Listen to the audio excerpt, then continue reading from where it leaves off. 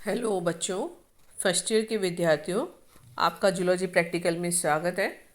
आज हम इससे पहले मैंने आप लोगों की जो क्लास ली थी बच्चों, उसमें अपन प्रोटोजोआ कंप्लीट कर चुके हैं। अब हम पॉरीफेरा का अध्ययन करने के लिए अग्रसर हैं।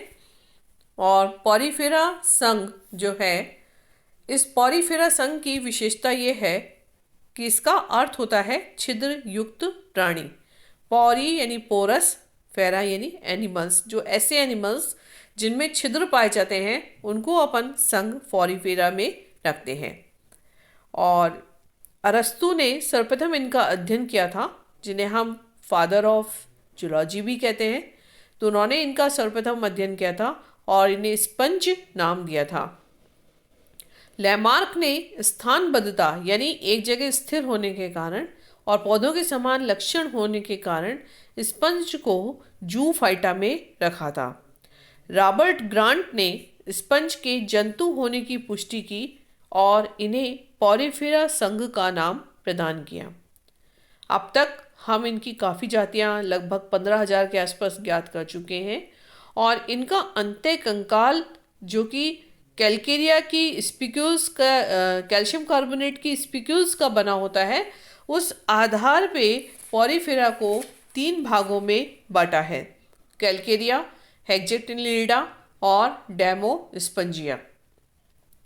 कैलकेरिया, जैसा कि बच्चों मैंने आप लोगों के सामने इनके ऑर्डर भी लिख दिए हैं, ऐसे एनिमल्स, ताकि आप लोगों को इस चार्ट को अगर आप याद कर लें बच्चों, तो आप पॉरीफेरा की पूरी स्पॉटिंग कर सकते हैं। जैसे बच्चों मैंने देखो कैलकेरिया में लिखा है ऑर्डर होमोसिला, और इसमें एग्जाम्पल है आपके ल्यूकोसोलेनिया, कैलेथ्रेना, हेट्रोसिला, साइकॉन और ग्रेंशिया। तो यहाँ पर आपकी सिर्फ 2 ऑर्डर हैं बच्चों, एक तो हीमोसिला है और एक हेट्रोसिला है। तो होमोसिला के अंदर तो ल्यूकोसोलेनिया एग्जाम्पल आपके है जो आपको कोर्स में पढ़ना है, और हेट्रोसिला में सिर्फ आपको साइकॉन पढ़ना है। तो सिर्फ 2 ऑर्डर आपको कैलकेरिया में याद करने हैं। हेक्जेटिनिडा में ऑर्डर आपके 2 ही हैं, हेक्जा स्टीरोफोरा जिसमें आपकी यूप्लेक्टेला आता है, और एम्फीडिस्कोफोरा जिसमें हाइलोनियम आता है, और डेमोस्पिंजिया इसमें ऑर्डर करीब करीब 4 हैं। मिक्सोस्पॉन्जिला जिसका एग्जाम्पल आपके है ऑस्किला, फिर टेट्राक्लेनिडा जिसका एग्जाम्पल है कॉन्ड्रिला, मोनो एक्सोनिडा जिसका एग्जाम्पल है स्पॉन्जिला जो कि आपके कोर्स में है, कैरोटोसा जिसका एग्जाम्पल है यू स्पॉन्जिया। तो बच्चों, अगर आप इस चार्ट में से सिर्फ उन ऑर्डर्स को टिक लगा लें जो ऑर्डर के एग्जाम्पल्स आपके कोर्स में हैं, तो आपको एग्जाम में बिल्कुल भी दिक्कत नहीं आएगी। तो विश्वास है आप इस मेरे वीडियो को ध्यान से सुन रहे होंगे, और जैसा मैं आपको निर्देश दे रही हूँ उस आधार पे आप लोग स्टडी कर रहे होंगे। तो अब हम इसमें पहला एनिमल ले रहे हैं ल्यूकोसोलेनिया, जिसका phylum Porifera, class Calcarea, order Homocoela और जीनस ल्यूकोसोलेनिया है। इसका जैसा ये सरल प्रकार का स्पंज है, और प्रत्येक इकाई में ऊपरी सिरे पर ऑस्क्यूलम और देह पर छोटे छोटे छिद्र ऑस्टिया पाए जाते हैं, और इनमें जो नाल तंत्र है वो स्कॉन प्रकार का पाया जाता है। देह भित्ति पतली होती है, इसमें ब्राय एपिडर्मिस और भीतर की तरफ एंडोडर्मिस होती है। ऑस्टिया सीधे जठराभ गुहा यानी कि पैरागैस्ट्रिक कैविटी या स्पंज गुहा, स्पॉन्जोसिल जिसे भी कहते हैं, उसके अंदर खुलते हैं। दोनों स्तरों के मध्य जेली समान मीजनकाइमा स्तर उपस्थित होता है, और एपिडर्मिस में पिनेकोसाइट्स नामक कोशिकाएं पाई जाती हैं। आपको इसका सरल सा एक डायग्राम बनाना है ल्यूकोसोलेनिया का। उसके बाद आप दूसरे एग्जाम्पल पे चलेंगे, और वो एग्जाम्पल है यूप्लेक्टेला जिसका संघ फाइलम पॉरीफेरा है, क्लास हेक्जेटिनिडा है, गण हेक्जा स्टीरोफोरा है और जीनस यूप्लेक्टेला है। इसको वीनस फ्लावर बास्केट भी कहा जाता है। मैं आपको पहले भी बता चुकी हूँ बच्चों, आपको किसी भी एनिमल की कोई विशेषता अगर नज़र आती है तो आपको उसको रिकॉर्ड में लिखना ज़रूर है। तो इसको वीनस फ्लावर बास्केट कहा जाता है। ये 6 इंच से 12 इंच की लंबाई का होता है।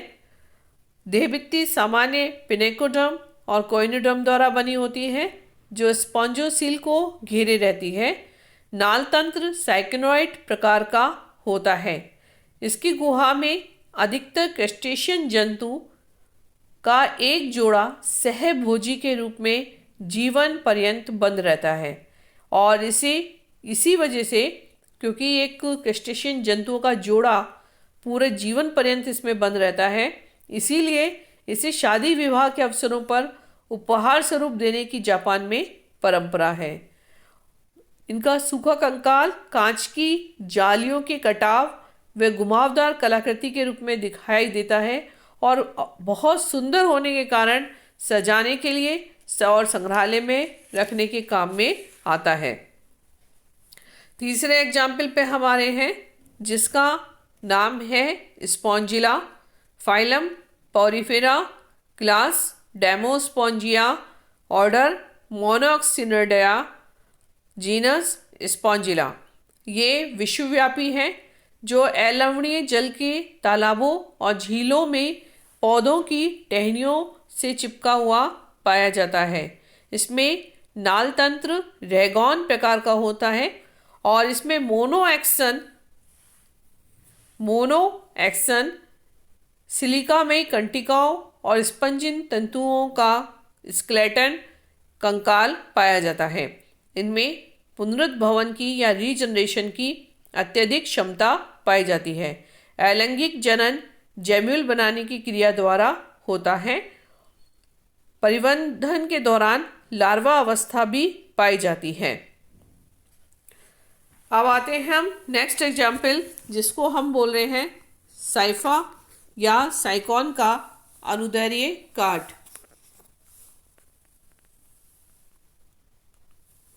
देहभित्ति द्विस्तरीय अर्थात एक्टोडर्म और एंडोडर्म की बनी होती है।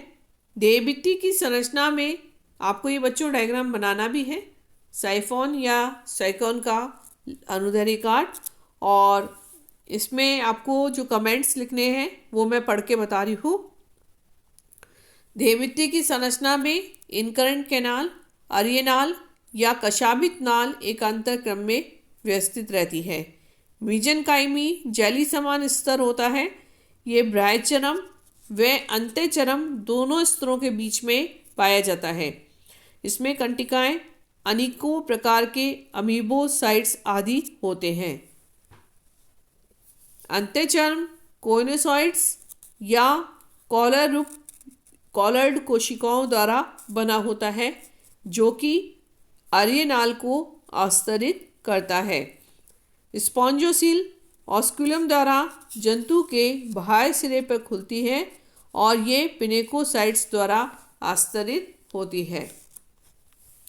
नेक्स्ट में आपको साइकॉन का अनुप्रस्थ काट बनाना है। साइकॉन के अनुप्रस्थ काट में गोलाकार आकृति आपको नजर आएगी जिसकी परिधि पर उभार और गर्त उपस्थित होते हैं और इसके सेंटर में स्पंज गुहा या पैरागैस्ट्रिक गुहा स्पष्ट दिखाई देती है जो कि चपटी पिनेकोसाइट अर्थात ब्राह्यचर्म से आस्तरित होती है। स्पंज गुहा में अनेक अरियनाल या एपोपाइल छिद्रों द्वारा खुली होती है। अरियनालों में कशाभित कोशिकाएं कोइनोसाइट्स होती हैं जो एंडोडर्मल कोशिकाएं हैं। अरियनाल से अनेकों छिद्र प्रोसोपाइल द्वारा अंतर्वाही नाल में खुलते हैं। अंतर्वाही नाल पिनेकोसाइट्स द्वारा आस्तरित होती है और देहभित्ति की परिधि पर अनेकों एक अक्षीय कंटिकाएं यानी कि मोनोएक्सन स्पिक्यूल्स व्यवस्थित रहती हैं। इसके पश्चात आप लोगों को जो डायग्राम बनाना है वो बनाना है पॉरीफेरा के स्पिक्यूल्स का, क्योंकि इसमें स्पिक्यूल्स का अंत्य कंकाल पाया जाता है जो कि कैल्शियम कार्बोनेट की कंटिकाओं से बना होता है। क्रिस्टलीय संरचनाएं होती हैं और कंटिकाओं में जैव पदार्थ के अक्ष पर अकार्बनिक पदार्थ के रूप में कैल्शियम कार्बोनेट या हाइड्रेटेड सिलिका जमा होता है। कंटिकाएं जो हैं वो स्क्लेरोब्लास्ट कोशिकाओं द्वारा स्रावित होती हैं। साइकॉन में मोनोएक्सन सुई के समान नुकीली होती हैं और 3 अक्ष वाली ट्राइएक्सन कोशिकाएं आर्य नालों के निकट पाई जाती हैं और 4 अक्ष की टेट्राक्सन कंटिकाएं स्पॉन्जोसील को घेरते हुए आर्य कॉर्टेक्स में त्रिअक्षी कंटिकाओं के साथ साथ पाई जाती हैं। साइज के आधार पर ये माइक्रोस्क्लेरस और मेगास्क्लेरस में विभक्त होती हैं। नेक्स्ट डायग्राम आपको बनाना है स्पॉन्जिन तंतु, जो कि डेमोस्पॉन्जिया वर्ग में जो जंतु हैं उसमें स्पॉन्जिन फाइबर का कंकाल पाया जाता है और ये बिल्कुल कार्बनिक संघी प्रत्यास्थ पदार्थों से बना होता है। इसका रासायनिक संगठन रेशम के समान होता है और इनमें गंधक होती है और कोलेजन प्रोटीन के बने होते हैं। इनमें आयोडीन की मात्रा 5% से 14% तक पाई जाती है और जल में अविलेय होते हैं।